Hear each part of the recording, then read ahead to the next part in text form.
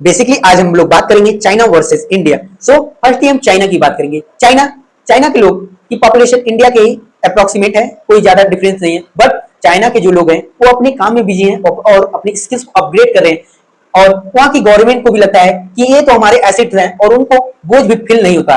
But India की population जो कि 150 करोड़ है, बट इंडिया का यूथ क्या कर रहा है कि अब ना ही अपने स्किल्स पर फोकस करके ये तो डिग्रियां बटोरने में बिजी हैं और इन्हें तो चाहिए सरकारी नौकरी। बट सरकारी नौकरी भैया कहां से आएगा? सो आप ही सोचो, जहां वैकेंसी 1000 2000 निकल रही है और बच्चे करोड़ों में है।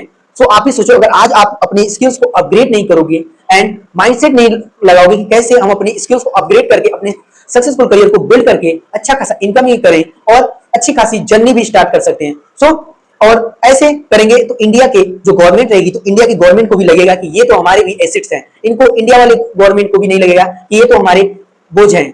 आज की इंडिया की बात की जाए तो इंडिया की गवर्नमेंट को हम लोग बोझ ही लगते हैं। ये रियलिटी है, ये कड़वा सच है। अगर इसको मानना है तो ठीक, नहीं मानना है तो कोई बात नहीं। बट यही रियलिटी है कि इंडिया के लोग, हम इंडिया के लोग और हम लोग इंडिया के ही लोग हैं, तो हम लोग अपनी गवर्नमेंट के लिए बोझी हैं। बट चाइना के लोग चाइना के लिए उनके एसेट्स हैं। सो आपको डिसीजन लेना है कि आप अपने इंडिया को किस कैटेगरी में रखना चाहते हो। इंडिया के बोझ बनना चाहते हो कि इंडिया के चाइना की तरह इंडिया का बोझ बनना चाहते हो, तो कि इंडिया का एसेट्स बनना चाहते हो। डिपेंड ऑन यू और you depend on your mindset.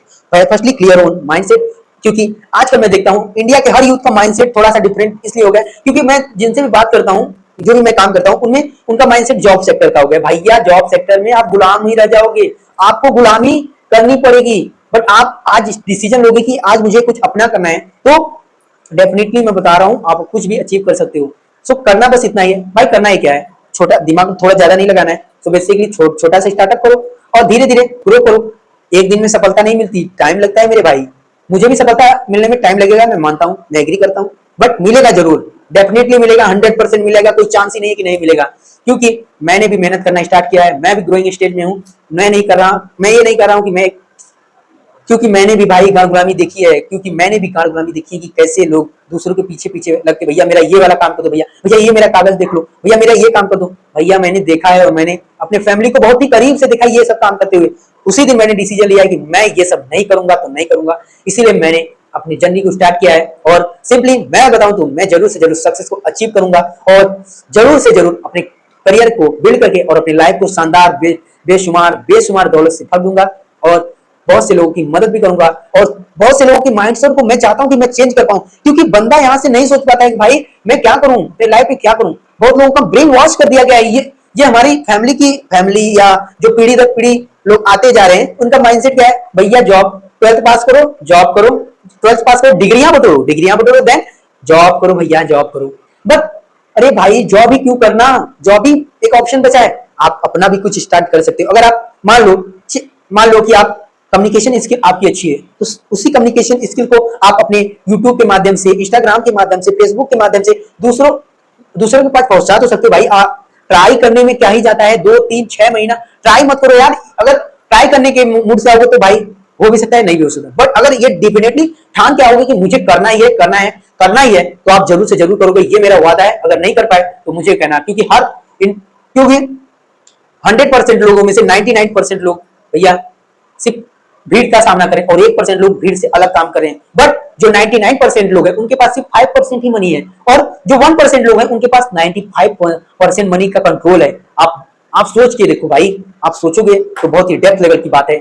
अगर आप सोचोगे तो बहुत ही डेप्थ लेवल की बात है। बट ये सबको पता है कि भाई 1% में मुझे आने के लिए इतना मेहनत करना पड़ेगा, अपनी स्किल्स को अपग्रेड करना पड़ेगा। बट कोई नहीं करता।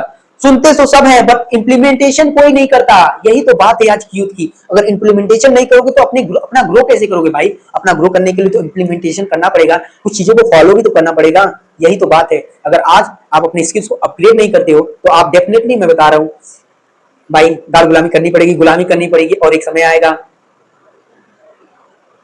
25 में एजुकेशन कंप्लीट, 26 में शादी, 30 में लड़के और बच्चे और 60 के बाद मृत्यु का इंतजार। यही करना होगा। मैं यही मूल मंत्र जानता हूं कि इसी को फॉलो करेंगे अगर आप जॉब सेक्टर में जाते हैं। बट अगर आप न्यू एरा में आते हो तो आपको पूरा फ्रीडम, डेफिनेटली 100% फ्रीडम मिलेगा। नो प्लेस बाउंडेशन, नो रिजर्वेशन कैटेगरी, कुछ भी जरूरत नहीं है, कुछ भी जरूरत नहीं भाई मेरे भाई। बस आपका माइंडसेट ये रहना चाहिए कि मुझे यहाँ से कमाना है और मुझे यहाँ से कमाना ही है और अपने स्किल्स को अपग्रेड करके स्किल्स को अपग्रेड करना पड़ेगा और अपनी कम्युनिकेशन स्किल्स, माइंडसेट को, अपने माइंडसेट, नॉलेज और प्रैक्टिस को ज्यादा ज्यादा करके अपने आप को अपग्रेड करना पड़ेगा।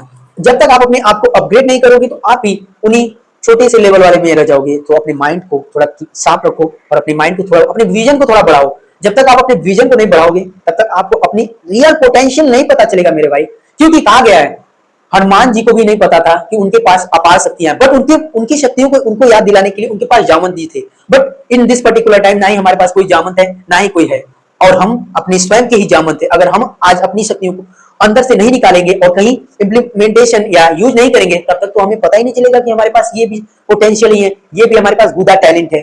तो सिंपली ट्राई करो भाई। फेलियर, कोई जीवन में फेल नहीं होता, फेल कोई नहीं होता है, या तो सीखता है या तो ग्रो करता है, बट फेल कभी नहीं होता। और याद रखो, आज अगर अपने सपने को दबाकर जॉब सेक्टर में जा रहे हो तो एक समय आएगा कि रिग्रेट करोगे, और मरते दम तक रिग्रेट रहेगा। मृत्यु के शैया पे रहोगे तो कभी रिग्रेट होता रहेगा कि यार काश मैंने अपने जीवन में ये कर लिया होता तो मैं आज इस पोजीशन पे रहा होता।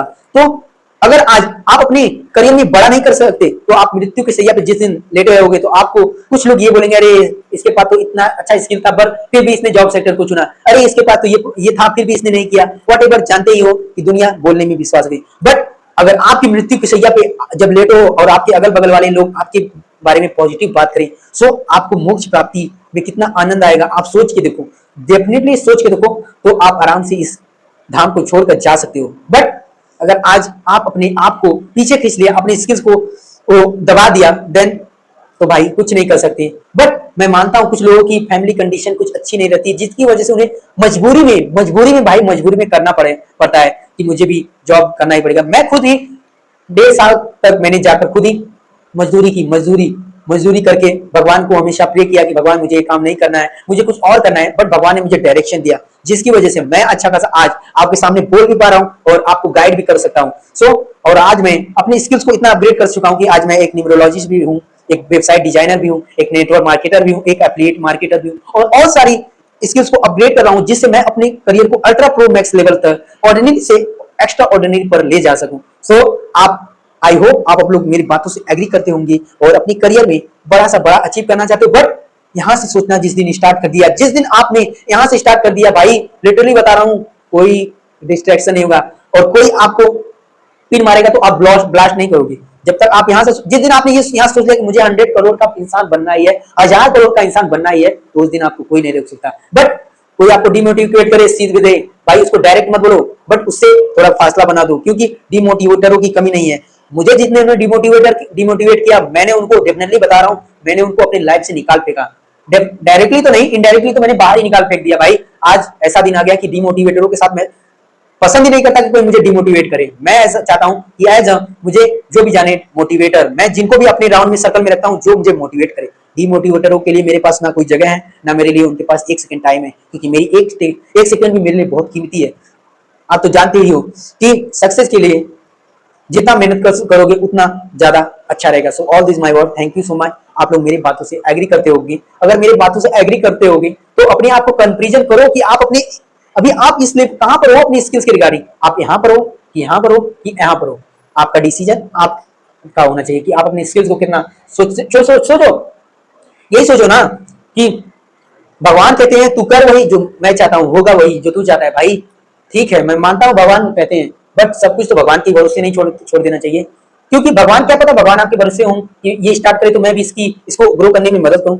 सो बेसिक सा फंडा यही है कि आपको डिसीजन लेना पड़ेगा, क्योंकि जो कोठरी में गेहूं भी बंद रहता है तो उसके भी 3 फ्यूचर होते हैं। पहला जो कि गाय भैंसों का चारा बन जाता है, दूसरा जो कि रोटी बनकर सबके पेट में जाता है, और तीसरा वही गेहूं जमीन में बो जाता है। आपको डिसाइड करना पड़ेगा कि आप वो गेहूं हो, वह गेहूं जो भैंसों को चारे के रूप में दे दिया जाए, आप वह गेहूं की रोटी बनाकर सबको यूं ही परोस दिया जाए। आपको डिसीजन लेना होगा कि आप वह गेहूं हो कि जमीन में बोने के बाद 1000 गुना वैल्यूएबल बनकर 1000 और गेहूं को पैदा कर दे। आपको वो डिसीजन लेना पड़ेगा। और जिस दिन आपने ये डिसीजन ले लिया कि मैं भी 1000 गुना वैल्यूएबल बनके 1000 और गेहूं को पैदा कर दूंगा, उस दिन आपको सक्सेस होने से कोई नहीं रोक सकता।